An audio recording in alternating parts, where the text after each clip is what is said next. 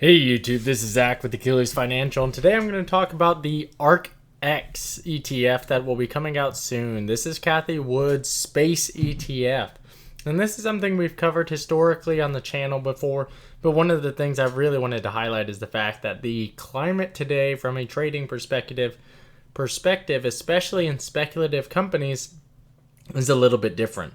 One of the things I want to talk about to kind of utilize as a initial starting point is the Procure Space ETF or Exchange Traded Fund, which trades under the NASDAQ ticker symbol UFO. The reason for that is because this is really right now the only large-scale ETF out there or mutual fund that is tracking space-related companies.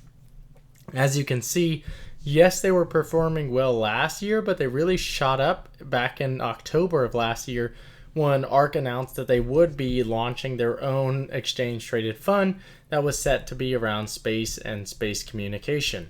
As you can see, they have continued to perform quite nicely since then, coming up nearly 50% in value and sometimes exceeding that. Now, what is this company currently, or this exchange-traded fund currently invested in?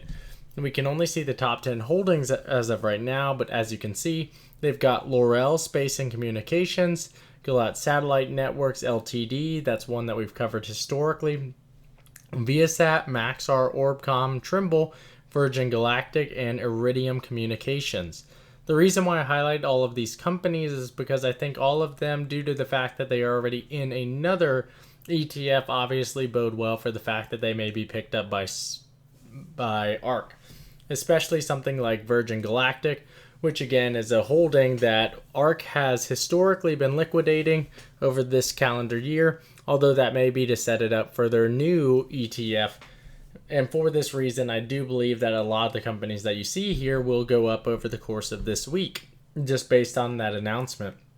One thing I want to highlight for me personally is when we're looking at space, I think that is purely a spec play, and I like to buy into companies that are profitable personally. So when we talk about some of these different companies that are outstanding that are in the SPAC phase, I will be very interested to see if ARK takes a position in some of these SPACs.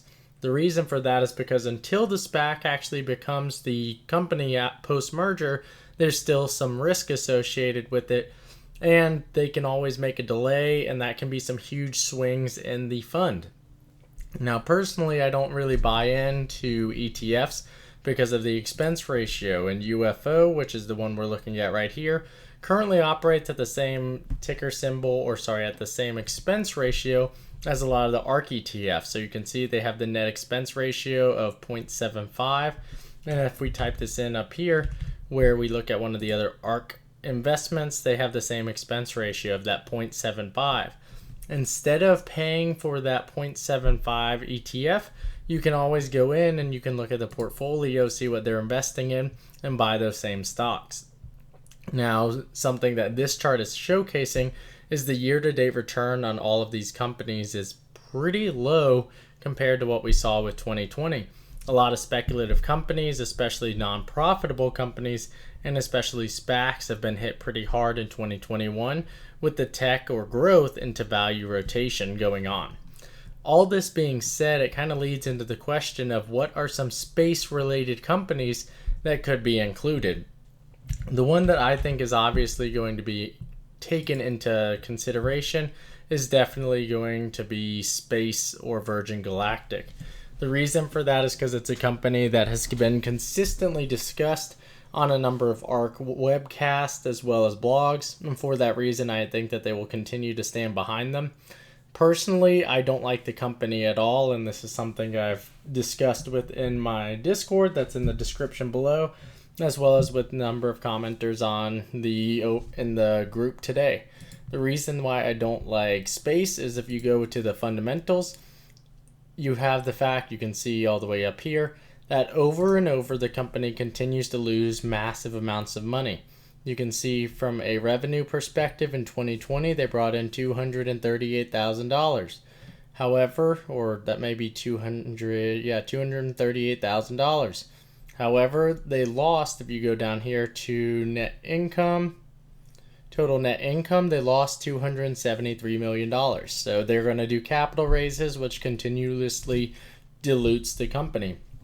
The other reason I don't like them is because if they have someone die on one of their flights, if a rocket explodes or one of their planes explodes and it kills the passengers, the company's done for, end of story. However, because I like the space plays, instead of investing in companies like this, the ones that I really like are obviously something that we've discussed here on the channel before. You've got Osprey Technology Acquisition Corp, which is going to be operating through Black Sky when they complete that merger.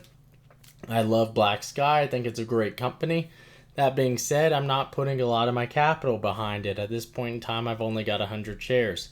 The reason for that is because this is a company that, while I like the prospects and I like the potential, at the end of the day, they're A, still pre-SPAC merger, as well as B, they're still trading at nearly 40 times sales. They're not profitable today. And while there is potential to make a lot of money investing on the front end of these companies, I'd rather not go into 40x sales.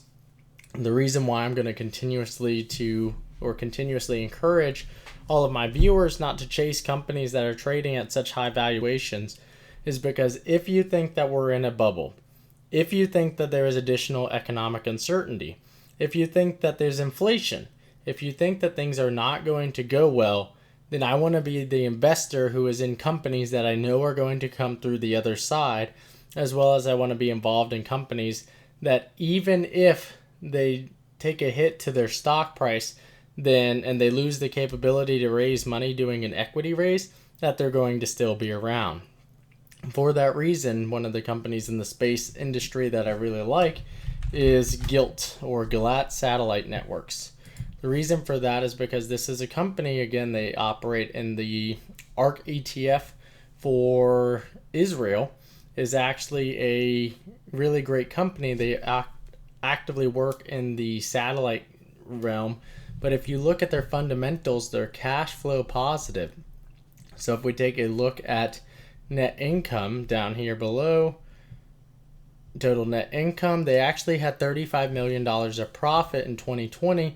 They had nearly $37 million of profit in 2019. These are the type of companies that I like to invest in because I know that they're cash flow positive. The other thing that we can look at as to why I may want to hold on to this company through potential uncertainty going forward, you can see that they have very low levels of debt, as well as they have a lot of cash on hand that they have the capability to deploy going forward. All of this points to a very strong company. So for the same price that you just saw from a closing price of SFTW versus GILT, you can see that if we go to a valuation perspective, the price to earnings ratio, GILT is incredibly low. Price to sale, 3.54, compared to SFTW, what we were just looking at, is a price to sales ratio of 37.5. So for that reason, I think that this has a lot of potential for potential future growth, as well as overall just a strong investment and the thesis behind it. So for this reason, some of the other stocks that I want to talk about that I want you to be careful of that could be included in ARK or ARKX ETF is obviously going to be Astra through Hull.